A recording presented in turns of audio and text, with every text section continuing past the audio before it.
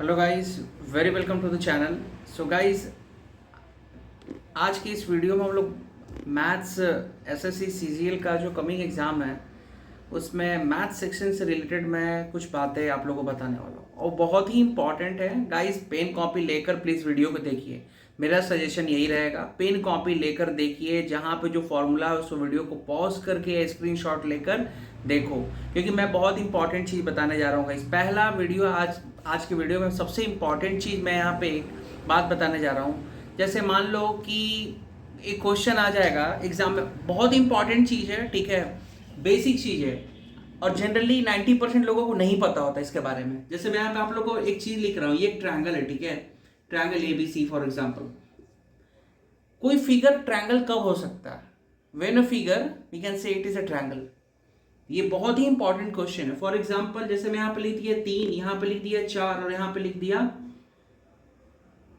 5, ठीक है, 3 4 5 यहाँ पे लिख दिया मैंने। अगर मैं लिख लो, सब कंडीशन क्या है कोई फिगर ट्रायंगल होने का? Sum of two side always greater than the third side. Sum of two side always greater than the third side, then it is a triangle. Very important concept कि sum of two side is always greater than the third side.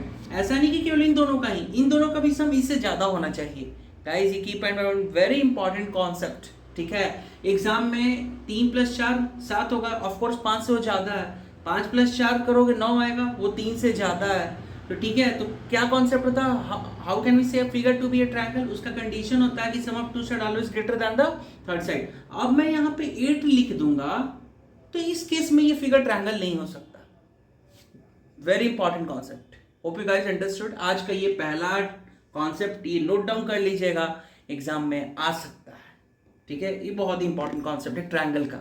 Generally ये book में बहुत ही rare लिखा हुआ कहीं मिलता है, अच्छी बुक पढ़ोगे आप तो वहां पे मिलेगा। Hope you guys understood.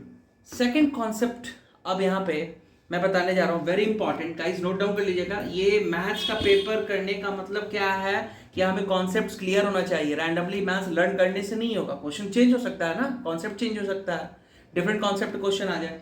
तो सेकंड आज का कॉन्सेप्ट है, आप लोग जनरली देखोगे कि क्वेश्चन आता है मेंसुरेशन से, क्वेश्चन आता है। तो मेंसुरेशन से जब क्वेश्चन आता है तो आप लोग देखोगे कि स्फेयर कास्ट कर दिया गया है, किसी स्फेयर को कास्ट कर दिया कोन में, किसी चीज में। सो गाइस, तो पूछा जाता है कि इस स्फेयर का रेडियस है, तो जिस शेप में चेंज किया गया तो उसका भी कुछ डेटा दिया रहेगा, पूछेगा कि उसका रेडियस कितना होगा। तो गाइस, हमें पता होना चाहिए आर्किमिडीज प्रिंसिपल के अकॉर्डिंग, जितना वॉल्यूम हम लोग ये करेंगे रिमूव करते, उतना ही वॉल्यूम दूसरा चीज में जहाँ डालेंगे उससे कंटेनर ले लेता है, ठीक है। तो कहने का मतलब, अगर आप एक स्फेयर को रिकास्ट कर रहे हो स्फेयर में, वॉल्यूम क्या होगा? वो सेम होगा, क्योंकि उसकी जो कैपेसिटी होगी, उसकी दोनों की कैपेसिटी क्या होगा? सेम होगा।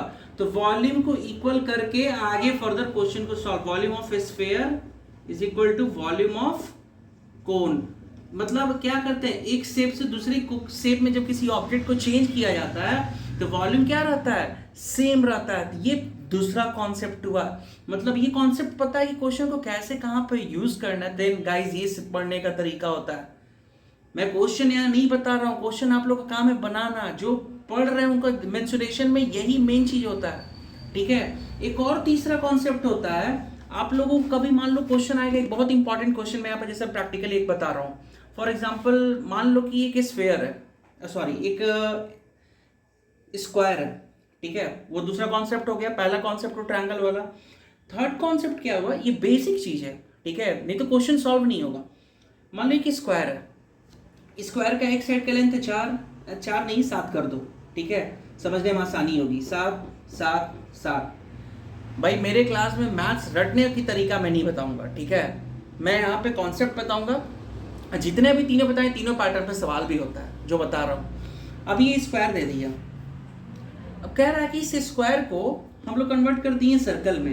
तो एग्जाम में क्वेश्चन क्या आएगा, इन दिस गिवन, इसी फिगर को इसमें कन्वर्ट करके पूछ देगा कि एरिया किसका ज्यादा हो सकता है, ठीक है। दोनों का, इसका भी साइड का लेंथ 7 है तो उसका हम साइड का लेंथ निकालेंगे, आते हैं पॉइंट पर।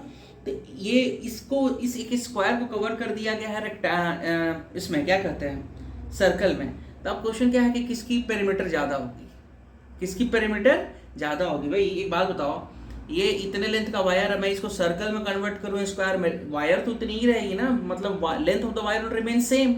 Hope you understood. तो यहाँ पे लेंथ 7 7 7 कितने हैं 28, तो ये 28 किसके इक्वल होगा 2 पाई आर के इक्वल होगा। Hope you guys understood. 28 जो होगा 2 पाई आर के इक्वल होगा।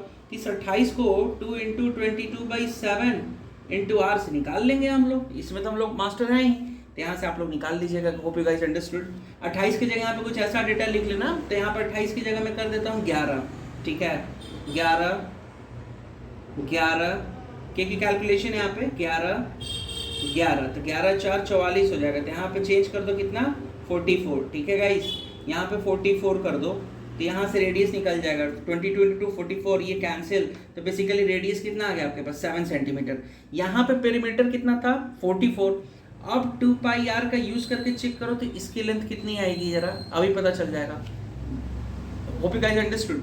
लेंथ उतना ही रहेगा ना, इतना समझ में आ गया, लेंथ उतना ही रहेगा। मेन चीज क्या है, एरिया किसका ज्यादा होगा, रेडियस तो 7 आ गया, एरिया किसका ज्यादा होगा, तो इसका एरिया कितना हो जाएगा, स्क्वायर का एरिया होता है 121, 11 इंटू 11 साइड इंटू साइड, इसका एरिया निकाल लो, इसके रेडियस कितना भी ऑर्डर निकाला 7 आया, अभी कैलकुलेशन करके यहाँ पे 7 आया, तो अब इसके एरिया क्या होता है सर्कल का पाई आर स्क्वायर, तो 22/7 इंटू रेडियस कितना भी निकाला 7 इंटू 7 7 से 1 कितना आ गया गाइस 154। ये very important question exam point of view से, please note down, this is very important. मतलब सेम लेंथ के वायर को स्क्वायर से सर्कल में कन्वर्ट कर दिया गया, तो एरिया क्या हो गया यहाँ पे, मैंने प्रूव करके यहाँ पे दिखाया है, ये नहीं कि गाइस नहीं बताया गया, प्लीज इस तरह से पढ़िए। यहाँ पे ये भी पूछा जा सकता है क्वेश्चन को कि इसी स्क्वायर को जब सर्कल में कन्वर्ट करें तो उसका रेडियस क्या आएगा, तो पेरीमीटर दोनों के केस में लेंथ सेम होगा, तो वहां से निकाल दे। क्वेश्चन की वेरिएशंस को हमें जानना होगा, कैसे क्वेश्चंस के वेरिएशंस आ सकते हैं। तो गाइस ये 3 फॉर्मेट अभी जो बताया आप लोग को बहुत अच्छे से समझ में आएगा। मैं आप लोग को एक और कॉन्सेप्ट बताना चाह रहा हूँ यहाँ पे, इस टाइप का भी क्वेश्चंस एग्जाम में आते हैं, please guys take care of this. ये 3 कॉन्सेप्ट हुआ, एक अलजेब्रा से रिलेटेड कॉन्सेप्ट है, ध्यान से आप लोग समझिए इस कॉन्सेप्ट को। गाइस कहने का मतलब जैसे अभी क्वेश्चन है X square Y X Y square X Y cube. अब इसी क्वेश्चन का मान लो ये 3 अलग अलग, जैसे कैसे होता है 2 3 4 का एलसीएम निकालना। अब यहाँ पे मुझे एलसीएम निकालना है, इस टाइप से दिया हुआ क्वेश्चन, तो एलसीएम यहाँ पे कैसे निकलेगा, एलसीएम क्या होता है भाई, इस टाइप से अगर क्वेश्चन आया तो एलसीएम क्या होता है, जो मैक्सिमम होता है इन तीनों में, जिसका एक्स का पावर जो मैक्सिमम होगा वो ले लिया जाएगा। इन तीनों में जो x का मैक्सिमम पावर कितना है, स्क्वायर है, यहाँ पे एक ही x है तो स्क्वायर ले लेंगे। उसी तरह से y का मैक्सिमम, तो गाइस ये क्या हो जाएगा एलसीएम। सेम वे एचसीएफ में उल्टा चलेगा, जो तीनों में कॉमन हो, तो x यहाँ पे 2 बार, यहाँ पे 1 बार, यहाँ पे तो मिनिमम एक x, और यहाँ पे y 1 बार, यहाँ पे 2 बार, यहाँ पे 3 बार, बट मिनिमम सब तीनों में 1 1। तो गाइस इस तरह से क्वेश्चन को किया जाता है। Hope you guys understood. Exam छोटे से क्वेश्चन आ जाएगा, पूछ देगा इसका एचसीएफ कितना होगा, एलसीएम कितना होगा। You guys go and do questions on such pattern आपको पता है तो क्वेश्चन समझ में बनेगा, नहीं तो नहीं बनेगा। ये very important question, very top rated question जो मैं आपसे लोग डिस्कस कर रहा हूँ, हाईली रेटेड क्वेश्चन, ठीक है। वन मोर क्वेश्चन जो आता है बहुत ज्यादा एग्जाम में, सी किस टाइप से,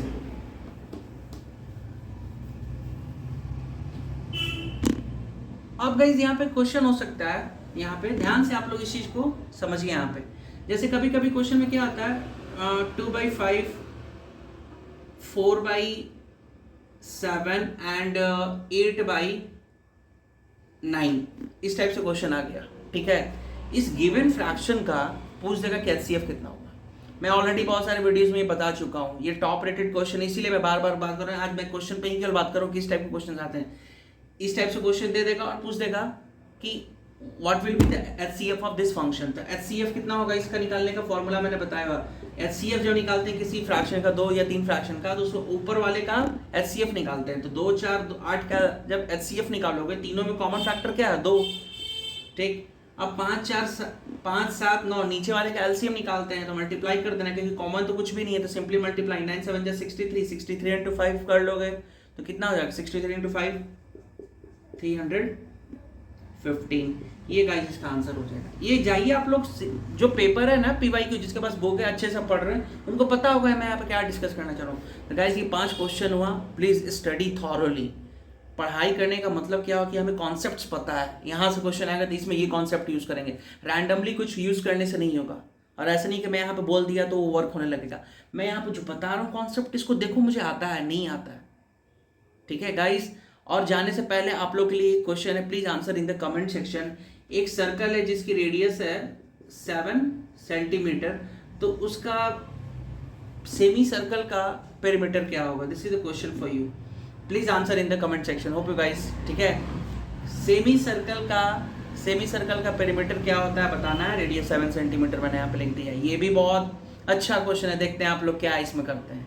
So please think and answer it properly. So hope you guys understood, and guys, as usual, if you like my channel, please subscribe and forward it. Thank you so much.